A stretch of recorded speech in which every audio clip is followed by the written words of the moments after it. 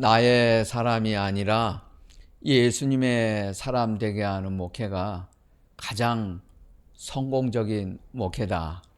이 좌우명을 가지게 된 데는 한 가지 계기가 있었습니다. 30년 전입니다. 신학교 다닐 때 있었던 일입니다. 신학교에서 교회사는 필수 과목입니다. 반드시 이수를 해야 합니다. 선택사항이 아닙니다. 그런데 역사신학 교수님이 서울대학을 나온 분이었습니다. 이상한 소신을 가지고 계셨어요. 스승이 아닌 제자는 A 학점을 받아서는 안 된다는 것입니다. 아무리 열심히 공부해도 A를 주지 않습니다. 일부러 B 학점만 줍니다. 국문학과 출신 동기생이 있었습니다. 공부를 잘 했어요. 머리도 좋고 열심히 했습니다. 유학을 꿈꾸고 신학교도 다니고 수업이 끝나면 부지런히 영어 학원에 가서 공부를 또 했습니다. 이 친구가 기필코 교회사 시험에서 A 학점을 받아내겠다고 마음을 먹었습니다. 무섭게 공부를 했어요. 몇 날 밤을 새서 공부하고 열심히 했습니다. 드디어 기말고사가 되었어요. 시험을 봤습니다. 자신만만하게 성적을 기다렸어요. 역시 B 학점. 조금 화가 났어요. 교수실을 찾아가서 문을 두드리고 열고 들어갔습니다. 따졌어요. 교수님, 너무하시지 않냐고. 손이 아프도록 이 큰 시험 답안지 종이 앞뒤로 꽉꽉 2장 이상을 썼습니다. 얼마나 더 해야 A를 주시겠습니까? 너무하신 것 아닙니까? 하고 물었어요. 교수님이 책장 서랍을 조용히 여시더니 다른 시험 답안지 하나를 턱 하고 올려놓으시더랍니다. 그때 잠깐 봤대요. 슬쩍. A 학점을 받은 사람이 한 사람 딱 있었는데 거기 이름이 문아무개라고 써 있더랍니다. 충격을 받았어요. 교수님이 자기 얼굴을 빤히 쳐다보시고 이렇게 이야기를 하시더랍니다. 자네 답은 내가 원하는 답이 아니야. 이게 내가 원하는 답이야. 충격을 받고 문을 닫고 나와서 곧바로 저한테 와가지고 그 이야기를 들려주는 거예요. 그때 일이 제 평생 목회에 교훈을 주었습니다. 교수님이 원하는 답을 써야 되는 거예요. 내가 아무리 열심히 했다고 되는 게 아니에요. 내가 원하는 답이 아니고 듣고 싶은 사람, 물어보는 사람 마음에 적중하는 대답을 해야지. 내가 열심히 했으니까, 내가 공부 많이 했고 내가 준비했으니까 답을 쓴다? 그렇지 않아요. 답을 원하는 사람의 마음을 읽을 줄 알아야 합니다. 인생도 성공도 신앙도 목회도 교회도 똑같습니다. 수많은 그리스도인들이 하나님이 원하시는 답을 쓰지 않고 예수 믿으려고 합니다. 자기가 원하는 답을 쓰고 믿으려고 해요. 그러니까 문제가 많은 거예요. 내가 원하는 답은 비본질입니다. 하나님께서 원하시는 답이 본질이에요. 교회에 와서 자꾸 자기 생각을 말하지 마세요. 성경이 뭐라고 했나를 그것만 말하세요. 모르면 말하지 마세요. 어떤 교인들은 자기 생각을 자꾸 말하려고 합니다. 어떤 목회자들은 자기 생각을 말하려고 합니다. 저는 듣지 않습니다. 성경이 뭐라고 했나만 말하세요. 그것만 중요해요.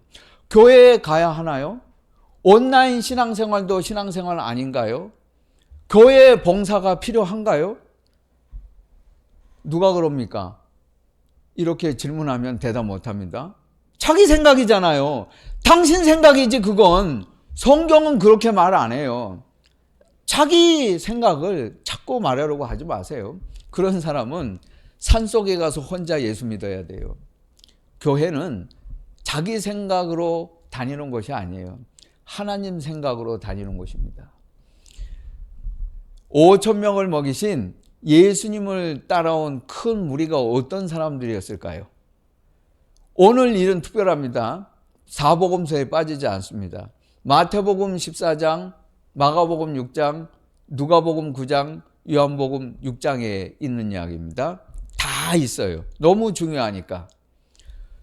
나머지 마태, 누가, 요한 설명을 보충하면 어떤 사람들이 모였는지를 알 수 있습니다. 우선 예수님의 소문을 듣고 온 사람들입니다. 병 고치려는 사람들입니다. 기적을 본 사람들입니다. 오늘은 34절만 읽었습니다. 마가복음 오늘 본문 7절을 읽어보세요. 나중에 누가복음 9장도 읽어보세요. 거기에는 5천 명을 먹이신 사건 앞서 무슨 일이 있었는지가 나와 있습니다. 예수님께서 5천 명을 먹이시기 전에 어떤 일이 있었는가? 예수님께서 제자들을 전도여행 보내셨습니다. 전도여행을 보내실 때 예수님은 제자들에게 4가지를 하라고 하셨습니다. 귀신을 쫓아내고 병을 고치고 회개를 전하고 복음을 전파하라. 그 전도여행에서 귀신이 나간 사람들이 왔을 것입니다. 이미 병 고친 사람들도 있었습니다. 제자들이 전도했을 때 전도받고 회개한 사람들도 있었을 것입니다. 제자들이 전한 복음을 듣고 온 사람들도 있었습니다. 많은 종류의 사람들이 예수님을 찾아왔습니다. 그런데 마가의 관점에서 들여다보면 특별한 점이 있습니다. 마가가 바라본 예수 그리스도입니다. 예수께서 나오사 큰 무리를 보시고 그 목자 없는 양 같음을 인하여 불쌍히 여기사 이에 여러 가지로 가르치시더라. 마가가 본 예수님의 모습이었습니다. 여기에 치유 사역은 없습니다. 많은 사람이 병을 고치러 찾아왔습니다. 그런데 예수님은 병을 고쳐주셨다는 이야기가 없습니다. 예수님께서 귀신 들린 사람에게 귀신을 쫓아내 주시지 않았습니다. 눈먼 사람에게 눈을 고쳐주시지 않았어요. 귀머거리에게 귀를 고쳐주시지 않았습니다. 절름발이에게 다리를 고쳐주시지 않았습니다. 환자를 만나셨는데 병 고쳤다는 이야기는 없어요. 예수님이 많은 환자를 보시고 불쌍히 여기셨다는 말은 있는데 병은 고쳐주실 생각은 하지 않으시고 곧바로 이어서 가르치셨더라. 이 말씀만 있습니다. 치유보다 더 중요한 사실이 있다는 것입니다. 치유가 필요하지만 치유보다 정말 필요한 것은 말씀이에요. 마가가 본 것입니다. 정확히 말하면 치유는 중요하지 않아요. 말씀이 더 중요합니다. 병을 고치고 치료받았다고 해서 영원히 사는 건 아닙니다. 어차피 다시 재발해서 죽어요. 암을 완치했다고 하는데 완치는 없어요. 의사가 병을 완전히 고치는 병은 없습니다. 어차피 시간 지나면 또 재발해서 죽어요. 안 그러면 영원히 살게 해요? 잠깐 수명을 연장해 준 것뿐이에요. 건강을 연장해 준 것뿐이지 병에서 나았다고 해서 내가 영원히 살지 못해요. 불멸하는 사람은 없습니다. 다시 다 죽을 수밖에 없어요. 다 그렇게 되는 거예요. 그러니까 병은 본질이 아니에요. 말씀이 본질이에요. 병에서 낫는 것, 그건 중요하지 않아요. 병을 고쳐도 말씀을 듣지 못하면 소용없다는 뜻입니다. 병을 고치고 말씀을 듣지 못하는 사람보다 병 들어도 말씀을 들을 수 있는 사람이 훨씬 더 낫다는 것입니다. 예수님은 무엇이 본질인가를 지금 말씀하고 계세요. 5천 명, 4천 명을 먹이신 뒤에 예수님이 제자들에게 음식을 남겨서 챙기기에 바빴는데 경고하셨습니다. 바리새인과 사두개인의 누룩을 조심하라. 바리새인과 사두개인의 정신을 따르지 말라는 것입니다. 그들을 따라서 복음과 십자가 주변에 있는 것들에 신경 쓰지 말고 무엇이 본질인가를 항상 깊이 생각하면서 살라는 말씀이었습니다. 본질이 무엇인가? 오늘 마가의 스토리가 오리지널이었습니다. 마태와 누가는 마가에 없는 치유 목적을 첨가했어요.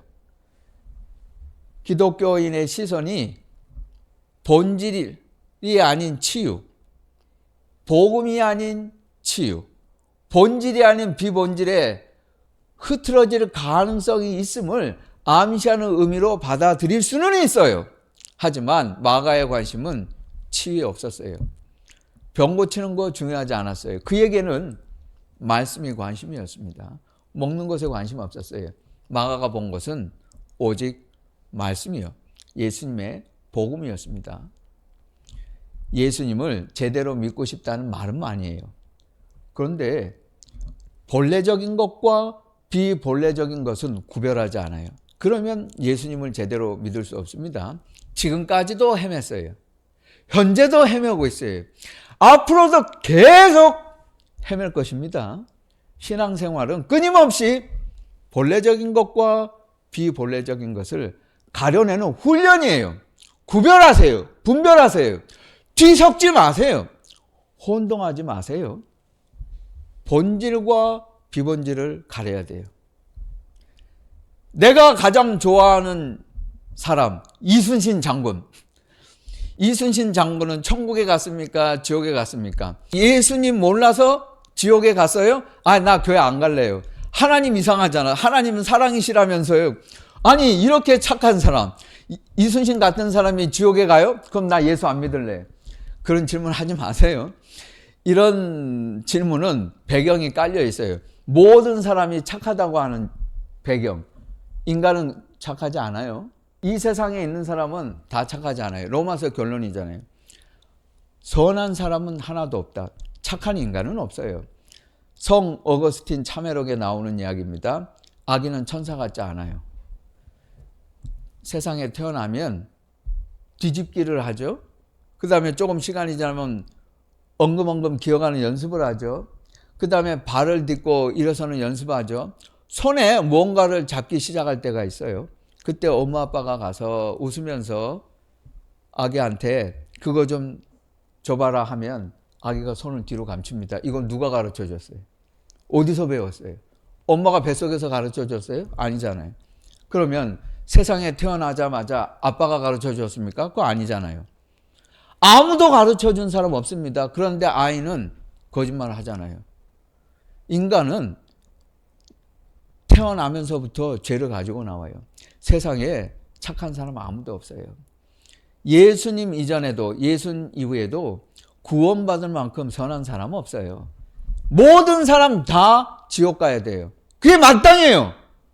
그런데 예수님이 오셨기 때문에 그나마 절반은 구원을 받을 수 있었고 여러분은 그 중에 속한 거예요. 그러니까 감사할 뿐이지 내가 알지도 못하는 사람, 500년 전에 살던 사람 지옥 가든지 천국 가든지 그게 나와 무슨 상관인데, 그건 본질이 아니라니까요. 그런 질문 자꾸 하지 마세요. 내가 어떻게 예수를 믿고 구원받나가 본질이에요. 내가 알지 못하는 사람이 어떻게 예수 믿고 옛날 사람이 구원받나? 그건 본질이 아니에요. 가끔 끔찍한 사건이 발생하고 뉴스가 들리잖아요. 동네 사람들이 놀랐습니다. 충격이에요. 어떻게 이런 일이 있나? 그러면 카메라 출동에 나와서 질문합니다. 꼭 이렇게 대답하잖아요. 사람들은 다 똑같은 말을 해요. 법 없이도 살 사람인데 어떻게 그런 사람이 강도가 됐나? 저 사람 법 없이도 살 사람인데. 법 없이 사는 사람 더 무서워요. 그런 사람 좋아하지 마세요.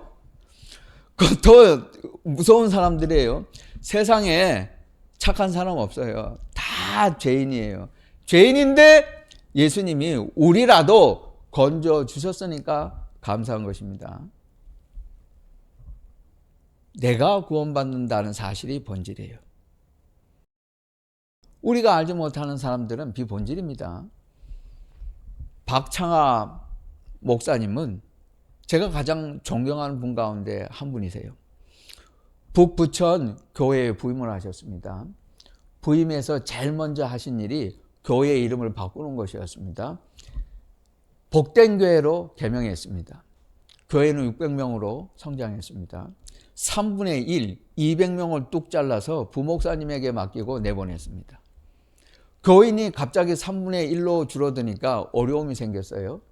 당장에 재정이 축소되잖아요. 일할 사람도 부족해졌습니다. 그래도 내보내버렸습니다. 기가 막히게 그렇게만 한 게 아니고 목사님이 지금까지 목회를 하신 거예요. 그 교회는 아주 형편없고 어려운 교회였어요. 몇 사람 없는 교회를 목사님이 와서 내가 하겠다고 해서 목회를 해서 교회를 이렇게 훌륭한 교회를 오도록 목회하셨는데 자기가 나왔어요. 그래서 사과밭에 가가지고 그 과수원밭에 가서 다시 부천 참된 교회를 개척을 하셨어요. 은퇴하실 때까지 34개의 교회를 분립을 시키고 쪼개고 나누고 15개의 교회가 개척이 되었습니다. 아무리 주변에서 송환을 부려도 절대로 노회장 같은 거 하지 않으셨어요. 보통 단임 목회자들은 관계가 쌓이기 때문에 노회를 바꾸는 일은 없습니다. 노회장 하시라고 너무 밤낮으로 전화하고 귀찮게 하니까 노회장 안 하려고 아예 노회를 바꿔버렸어요. 부천 노회를 탈출해서 우리 교회가 있는 지역으로 오셨어요. 2013년, 10년 전입니다. 마지막으로 교인 딱 20명만 데리고 장기동 상가 7층 건물에서 49번째 김포 빛된 교회를 개척을 하셨습니다. 지금은 안타깝게도 목사님 건강이 너무 안 좋으세요. 사모님도 걱정이 돼요. 목사님은 큰 교회가 되는 걸 필사적으로 막고 목회를 하셨어요. 지교회를 절대로 못하게 하셨어요. 아니 교회가 강남에 있는데 왜 강남에 교회 하나 있으면 됐지. 광명시에도 하나, 하남시에도 하나, 일산에도 하나. 뭐 하는 짓이에요? 교회요? 완전히 썩었잖아. 교회 왜 지교회가 필요해? 그래서 어떤 신학교 교수가 그랬어요. 교회? 그게 지교회입니까? 선전이지. 그거는 선교가 아니라고. 맞잖아요. 무슨 선교를 그렇게 합니까? 교회는 독립적인 거예요. 내 재산이 아니에요. 우리 교회가 아니에요. 그런데 왜 교회를 지교회를 만들어요? 박창하 목사님은 이런 일을 하지 않으셨어요. 절대로 그래서는 안 된다 하고 그런 일을 막고 목회를 하셨습니다. 가만히 있으면 총회장을 하고도 남으실 분인데 거기에 그 어떤 자리에도 가지 않으셨어요. 역시 그 아버지의 그 아들이에요. 아버지가 훌륭하시니까 아들 박순진 목사님도 아버님이 한국에서 개척한 49개 교회 어느 교회도 가지 않았어요. 그랬으면 편할 수 있어요. 그런데 그 어려운 뉴저지 참된 교회를 가서 지금 목회를 하고 계세요. 우리 통합주교단에서 박창하 목사님 이름 석자를 아는 사람이 거의 없어요. 목사님은 일평생 자신을 드러내지 않고 한 구석에서 조용히 묵묵하게 목회를 하신 분입니다. 그런데 이런 분이 존경을 받지 않고 자칭 스타 목사라는 사람들, 유명하다는 목사가 있어요. 그런데 세습해. 그런데 간통을 해. 이런 사람들은 열심히 여기저기 쫓아다니면서 자기 이름 알리기에 바빠. 우리가 존경할 분은 따로 있어요. 다 끌어모으려고 하고 우리 교회가 최고가 되어야 된다 하는 것, 그건 비본질입니다. 그건 복음 아니잖아요. 흩어지고 교회를 세우는 것이 본질입니다. 교회는 흩어져야 되는 거예요. 자꾸 끌어모으고 가지려고 하면 안 돼요. 소유하려고 하면 안 돼요. 다 버릴 수 있어야 되고 포기할 수 있어야 되고 주워버릴 수 있어야 그게 정말 교회일 수 있습니다.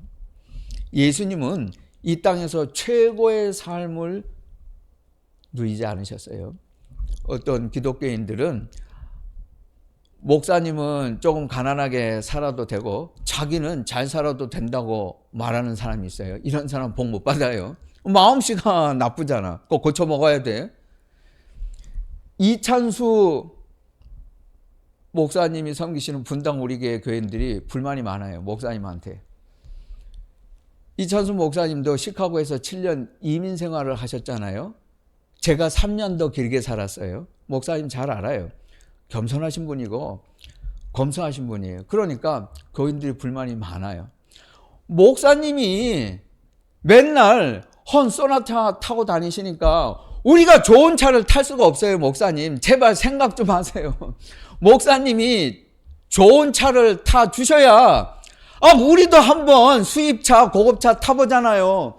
목사님 맨날 그 9닥짜리 차 끌고 다니시니까 우리가 불편해서 좋은 차를 왜 가지고 올어요. 목사님 생각 좀 하세요. 그런 불만은 얼마든지 해도 괜찮아요.